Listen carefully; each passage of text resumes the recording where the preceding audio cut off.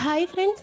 இன்னைக்கு நம்ம என்ன பார்க்க போறோம்னா, நல்லா டக்கரான தக்காளி தொக்கு இல்லன்னா தக்காளி ஊறுகாய் எப்படி செய்றதுன்னு பார்க்கலாம் வாங்க. இது இட்லி, தோசை ஏன் சுட சுட ரைஸோட போட்டு பெசஞ்சு சாப்பிட்டீங்கன்னா, டேஸ்ட் நல்லா காரசாரமா சூப்பரா இருக்கும். நான் இன்னைக்கு 1 கிலோ தக்காளி எடுத்து நல்லா கட் பண்ணி வச்சிருக்கேன். ஒரு பேன்ல ஒரு 2 குழிக்கரண்டி எண்ணெய் ஊத்தி கட் பண்ணி வச்சிருக்க தக்காளி, ஒரு 150 கிராம் புளி, உப்பு தேவையான அளவு போட்டு ஒரு 20 நிமிஷம் நல்லா வேக வச்சு எடுத்துக்கலாம். இதுக்கு ஒரு பொடி அரைக்கணும். 2 ஸ்பூன் கடுகு, 1 ஸ்பூன் வெந்தயம் போட்டு நல்லா வறுத்து, மிக்ஸி ஜார்ல போட்டு நல்லா பொடி பண்ணி எடுத்துக்கணும். அதுக்குள்ள தக்காளி நல்லா வெந்து வந்துரும். ஒரு மிக்ஸி ஜார்ல போட்டு கொஞ்சம் கொர கொரப்பா அரைச்சு எடுத்துக்கலாம்.